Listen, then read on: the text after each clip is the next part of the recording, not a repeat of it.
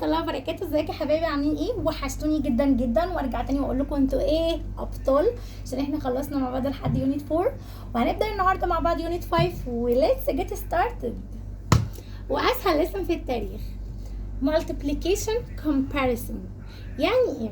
يعني اول حاجه لازم تكون عارف multiplication طبعا يعني باي، و comparison يعني حاجه زي مقارنه او statements، يعني بنقارن فيها ما بين two sets او two numbers بمعنى اصح. هنا بيقول لي compare 25 and 5. هنخش في الليسن على طول. هو على فكره مش هياخد في ايدينا حاجه. انا كنت بفكر كمان احط 2 lessons مع بعض، ولكن احنا هناخدها ليسن. اوكي، هنا بيقول لي compare 25 and 5. السؤال ركز بقى معايا في الكلمه اللي انا هقولها لك دي. السؤال بيجي كده بس، يعني يجي في اللي هي مثلا الاسئله اللي هي بتاعت الورد كويستشنز، او يجي يقول لك compare 25 and 5 بس كده ويمشي. الله، طب انا هعمل ايه؟ يبدا الطالب، في ناس تيجي تقول لي 25 and 5 يعني يا ميس اعمل ايه؟ اقارن ما بينهم ايه؟ يعني اشوف مين الكبير؟ طب مش عارف ايه. لا، اول ما يجي كلمه compare يبقى افتكر الليسن دوت ان هو بيقول لك اعمل comparing ما بين 25 وال5 باي ستيتمنت تكون عباره عن multiplication. فانت بتبدا تفكر تقول هو ال 25 دي هي الريزلت بتاعت ال 5 باي كام؟ يعني compare دي يبقى احنا هنحولها ل multiplication statement. يعني هنا بيقول لي compare 25 and 5، فبقول له اعمل ايه؟ قال لي هي 25 دي is كام times 5. ركز بقى معايا عشان احنا هندور على كلمة واحدة بس وهي دي الأهم عندي، times. أول ما تشوف كلمة times طبعا اللي هي الباي فتحط فوقها كده، لأن ساعات بيبقى الميسنج نمبر هو ده، وساعات الميسنج نمبر بيكون ده. فاهمين الفرق؟ طب انا اعرف منين او احدد ده ازاي؟ ببساطه ركز على كلمه تايمز. لو اللي قبل تايمز وبعد تايمز موجودين فهعمل لهم باي بعض.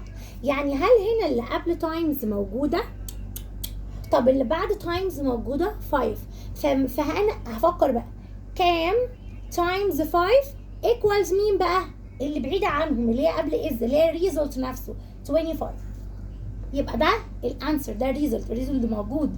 يبقى انا عايزه اعرف what times 5 equals 25. يبقى هنا كام باي 5 equals 25 يبقى is 5. بحيث ان انت حضرتك تدور على كلمه times وتركز كام باي كام، والانسر بقى هيبقى بعيد.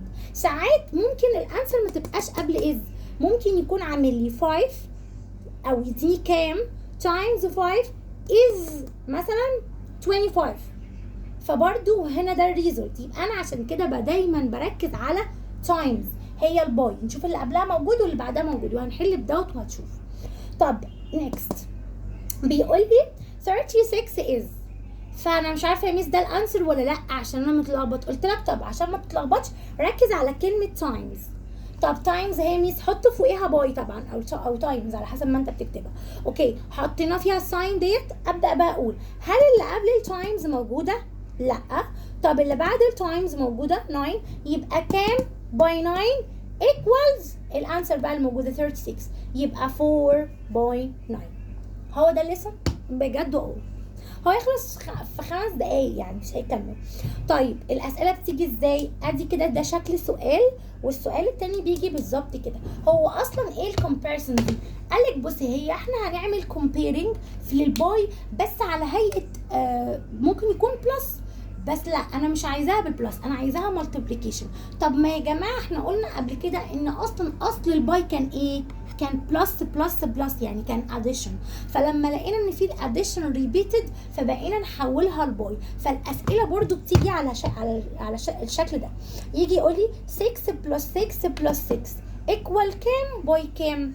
فبقول له طيب ال6 هنا ريبيتد كام مره؟ طبعا الكلام ده بتاع جريد 3 بس هو يعني خلط ما بين الاثنين دول. فال6 هنا ريبيتد كام مره؟ 3. يبقى 6 هنزلها زي ما هي واقول 6 باي 3. 6 باي 3 ايكوال كام؟ 18. next 7 plus 7 equals فهاجي اقول له هو ال 7 هنا repeated كام times 2 يبقى 7 by 2 equals كام equal 14. تعالوا ناخد example تاني على طول كده. another example بيقول لي بص هنا بقى بدأ برضو يقول لي ايه، يقول لي what is 7 times the number 9. قلت له ثواني، الميس قالت لي ركزي على كلمة times.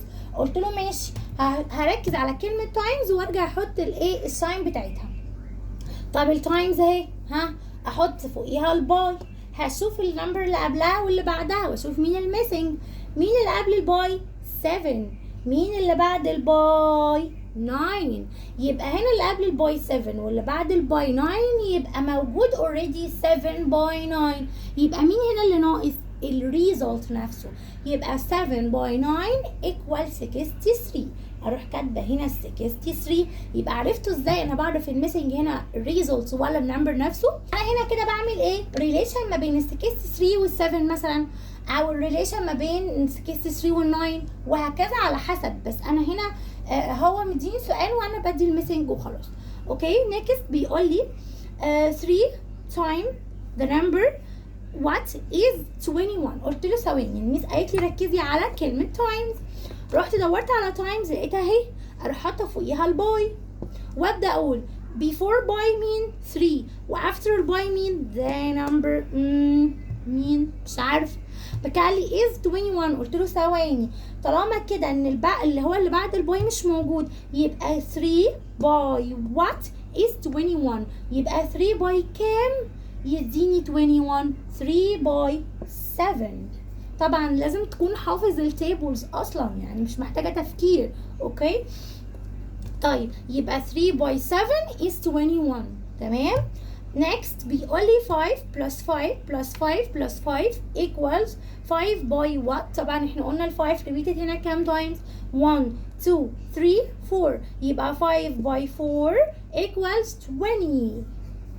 another example بيبدأ يديني كده tape diagram ويبدأ يقول لي يديني فيه numbers ويكون repeated كذا times يعني، ويبدأ يقول لي يلا هاتي الميسنج numbers دي. مبدئيا انا شايفه بعناية ان هنا 3 repeated 4 times. فخلينا فاهمين ان في التيب دياجرامز دي هي زيها زي على فكره البار موديل والكلام ده، بس انت هنا واخد بالك ان 3 repeated كم مره 4 times as you like. عايز تقول ان 3 هنا plus 3 plus 3 plus 3 ما هتطلع هي اصلا 12. يا اما بيقولك الطبيعي انك انت تعملها على هيئه multiplication comparison وانك انت تقولها كام is كام times the number 3. فانت بتبدأ تقول نفس اللي احنا قلناه، اني انا هدور على كلمة times علشان هي دي اكتر حاجة بتحدد لي، علشان ما تبوظيش الدنيا ان انا مبقاش عارف هو فين الريزلت وانت عايز ريزلت ولا عايز نمبر ولا عايز ايه. فابدأ اشوف التايمز هنا وابدأ احط فوقيها بوي، بدور على اللي قبلها واللي بعدها. لو تركز before الباي هنا مش موجوده، هتقولي في 2 مش موجودين، هقولك لا ركز انا عايزه اللي قبل الباي على طول واللي بعد الباي على طول. يبقى before الباي هنا مفيش حاجه، وafter الباي بيقول لي the number 3. يبقى انا عارفه هنا ان كام باي 3 is كذا.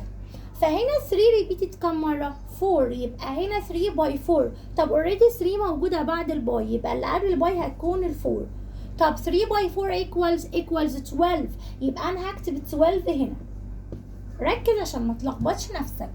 طب نيكست هنا بيقول لي برضو اداني تيب دياجرام ويبدا يقول لي 7 ريبيتد كم مره؟ 7 ريبيتد 1 2 3 4 5. انا اوريدي اصلا عارف ان انا هعمل 7 باي 5 equal 35، ولكن انا مش عارف انا هكتب 7 باي 5 equal 35 على طول، ولا هكتب 35 is 5 باي 7 وهكذا، ولا هقول 5 باي 7 الاول. فعلى حسب اللي موجود. طب اعرف اللي موجود ازاي؟ قلت لك ركز بالذات على كلمه تايمز اهي، احط فوقيها تايمز وابدا اقول before الباي انا مش عارفه هي في ايه، واللي after الباي في the number 7. يبقى 7 باي كام قلنا repeated كام مره 5. يبقى 7 باي 5 equal كام 35. يبقى هنا اكتب 35 وبالتالي هتبقى 35 is 5 times the number 7. وبكده تكون كل الافكار بتاعت الليسن خلصت، وفعلا هو ليسن جميل.